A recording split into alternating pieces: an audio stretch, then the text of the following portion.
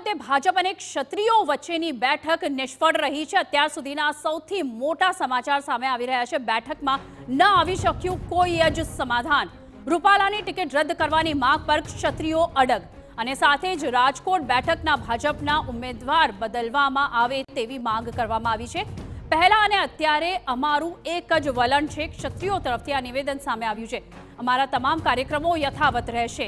High command સુધી અમારી વાત પહોંચાડવામાં આવે। રૂપાલા મહત્વના છે કે ક્ષત્રિયો અગત્યના છે તે નક્કી કરવામાં આવે। અમારી આ છેલ્લી બેઠક હતી, હવે કોઈ બેઠક નથી। અમને ઘા વાગ્યા છે, પરંતુ રૂપાલાનું નિવેદન બહેન દીકરીઓના અપમાન સમાન છે। અમે જીવતા છીએ ત્યાં સુધી આ લડાઈ લડીશું અને આ તમામ નિવેદન ક્ષત્રિયોના સામે આવ્યા છે। સમગ્ર ક્ષત્રિય સમાજ રૂપાલાની ઉમેદવારી રદ કરવા માટે અડગ છે અને એક છે। રાજકીય પક્ષોમાં અમને દબાણ કરવાની તાકાત નથી। માત્ર રાજકોટ યુદ્ધનું મેદાન નથી, હવે ગુજરાતમાં પણ યુદ્ધ લડાશે। રાજકોટમાં અમારા ક્ષત્રિયો અપક્ષ ઉમેદવારી નોંધાવશે। આગળની રણનીતિ ઘડશે। રાજપૂતોના ઇતિહાસ પર છાંટા ઉડાડવાનો પ્રયાસ થયો છે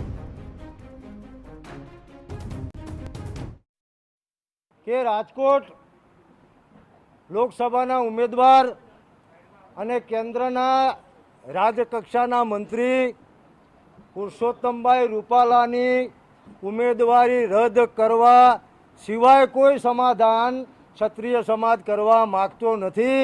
અમારું પહેલાં પણ એ સ્ટેન્ડ હતું, અત્યારે પણ એ સ્ટેન્ડ છે અને ભવિષ્યમાં પણ અમારું આ જ સ્ટેન્ડ રહેશે। અને નહીં ગુજરાત, સમગ્ર ભારતની અંદર, કારણ કે 22 કરોડ ક્ષત્રિયો છે, સમગ્ર ભારતની અંદર આ વાત જશે। અમે રાજકોટથી શરૂઆત કરવાના છીએ।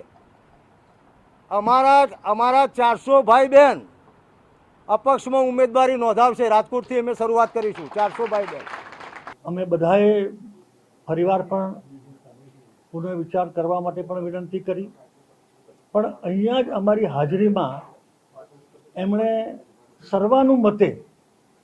સર્વાનુમતે અમને એ જણાવ્યું કે અમને તમે જે વાત લઈને પુરુષોત્તમભાઈને માફી આપવાની વાત લઈને આવ્યા છો એ વાત અમને મંજૂર નથી।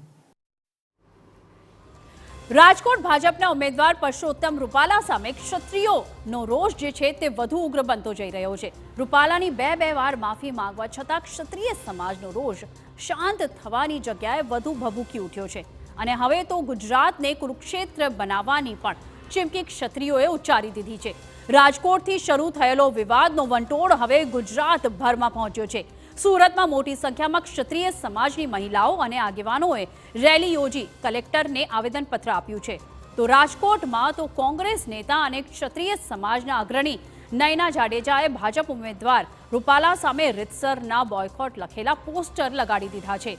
તો બીજી તરફ નર્મદામાં પણ કંઈક આવો જ વિરોધ જોવા મળ્યો, જેમાં પોસ્ટરમાં લખવામાં આવ્યું કે રૂપાલાની લોકસભા ટિકિટ રદ ન થાય ત્યાં સુધી ગામમાં ભાજપને પણ પ્રવેશ ન આપવામાં આવે। તો રૂપાલા સામે રોષ મધ્ય ગુજરાતમાં પણ જોવા મળ્યો।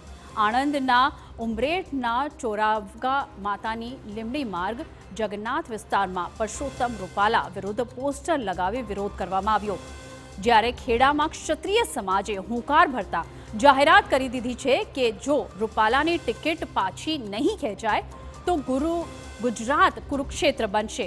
હવે જોવું રહ્યું કે સરકાર અને ક્ષત્રિય સમાજની સંકલન સમિતિની બેઠકમાં આ અંગે આખરે શું નિર્ણય લેવાય છે।